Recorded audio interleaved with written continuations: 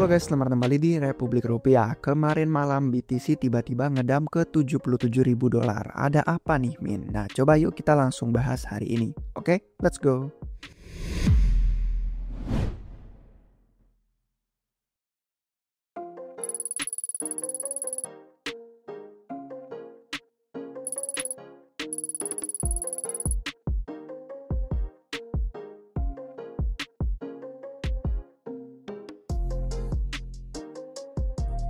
Oke guys, jadi untuk market outlook gerakan harga Bitcoin belakangan ini sebenarnya udah kami bahas di live stream kemarin Sabtu. Itu saya sama Beliudi, kalau misalkan kalian belum sempat nonton ya, bisa kalian lihat rekaman ulangnya yang gambarnya ada Trump ini, dan di sana lengkap banget saya sama Beliudi itu bahas tentang tarifnya Donald Trump. Itu menebar ketidakpastian. Saya jelasin maksudnya apa, dampaknya apa, pro dan kontra. Terus ada ketakutan deflasi atau resesi. Kembali lagi ke pasar, orang-orang mulai ngomongin itu lagi. Sama kami bahas juga singkat tentang likuiditas. Itu ada yang berpindah dari Amerika Serikat ke benua Eropa. Sama ya, kita juga highlight tentang harga Bitcoin sama emas gitu ya. Itu kuat banget meskipun ada koreksi, tapi lebih kuat daripada saham. Nah, kalau misalkan kemarin kalian Sabtu nonton live, pasti nggak terkejut sama penurunan harga BTC yang lanjut kemarin malam. Nah, Republik Rupiah udah pernah bilang sebelumnya juga kalau ada risiko BTC itu bakal turun lebih rendah, dan sejauh ini tesis Republik Rupiah masih belum berubah kalau memang pemulihan pasar itu butuh waktu. Nah, sekarang kita coba lihat dari harga Bitcoin.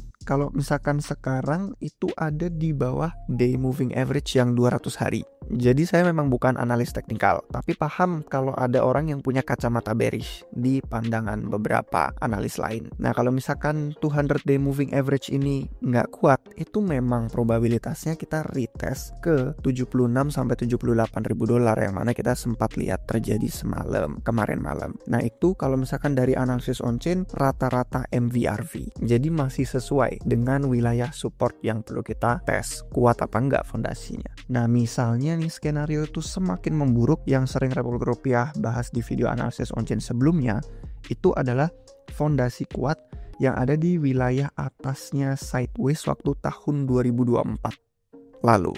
Itu kalau misalkan kita ngelihat sekitar di harga $70.000, karena kalau ngelihat ke true min price itu di kisaran $65.000. Jadi itu benar-benar skenario terburuk-buruknya banget. Kalau misalkan kita ngelihat dari historis sebelumnya nyentuh ke situ, yaitu memang gara-gara dia memang lagi di dalam bear market, ya kan.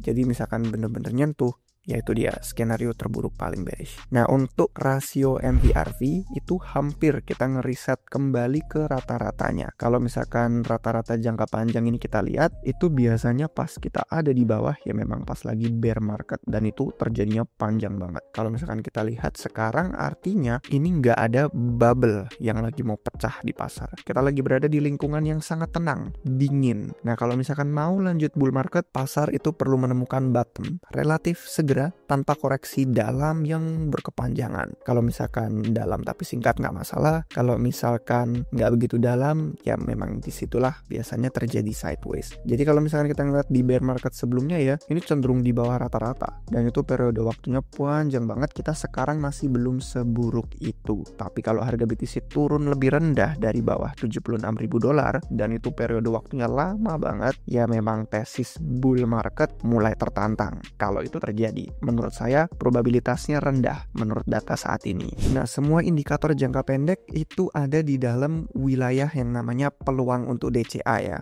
Jadi untuk yang nyicil, untuk yang nabung Bitcoin perlahan, itu kita bisa ngelihat dari sisi SOPR dan MVRV itu secara jangka pendek sekarang semuanya lagi ada di bawah 1.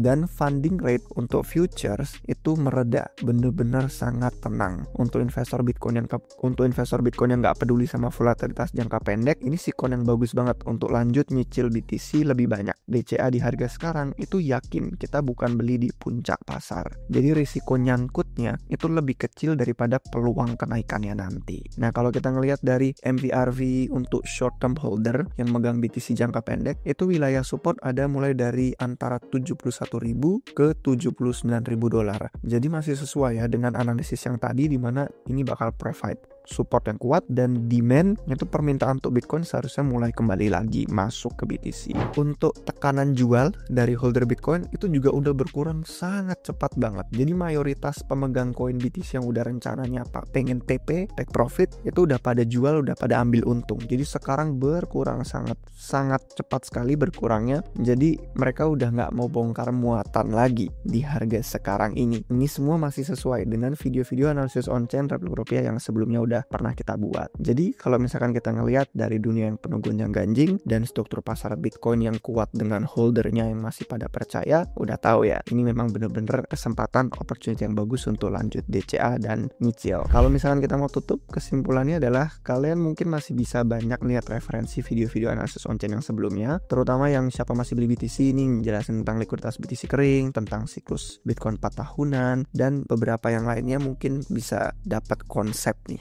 tentang cara membaca data dan metrik analisis on-chain. Kita juga rencananya bakal bikin lebih banyak edukasi 101 secara dasar biar kalian bisa paham dan nanti bisa menganalisis on-chain sendiri. Intinya kalau untuk yang koreksi kemarin terjadi, itu adalah kita lagi berada di tengah periode sejarah yang lagi berubah, dan itu besar banget perubahannya karena para pemimpin global itu lagi mengubah struktur dan hubungan pasar dunia secara internasional. Mereka mau percaya siapa, AS mau percaya siapa, Cina mau percaya siapa, dan kita lagi menyaksikan semua itu di kursi depan. Jadi perubahan makro memang ada banyak tidak pastinya. Yang relatif lebih pasti yang belum berubah itu tesis Bitcoin dan emas. Itu tabungan ke dalam dua objek yang langka, dan saham perusahaan bisa aja kena tarif Donald Trump, tapi Bitcoin sama sekali nggak kena tarif. Untuk yang masih percaya itu bisa investasi dan sabar nunggu kekacauan dunia ini berlalu. Bitcoin dan emas bakal tetap di sini, dan nanti valuasinya bakal berharga waktu kita membutuhkannya. Sementara pemimpin dunia saling putus hubungan, aset kayak Bitcoin dan emas itu jadi tempat larian di masa seperti ini. Istilah bahasa Inggrisnya shelling point. Ketika manusia itu nggak ada cara untuk saling berkomunikasi, ada satu hal yang mereka kejar dan terasa spesial karena mereka tuh memang rasanya kayak natural banget. Ini wajar untuk dicari. Ya itulah Bitcoin dan emas menurut saya. Oke guys, sekian untuk video hari ini. Semoga bermanfaat. Kalau misalkan kalian suka, jangan lupa kasih jempol. Jangan lupa subscribe biar gak ketinggalan video baru dari Replika Rupiah. Sampai jumpa di episode berikutnya guys. Cheers.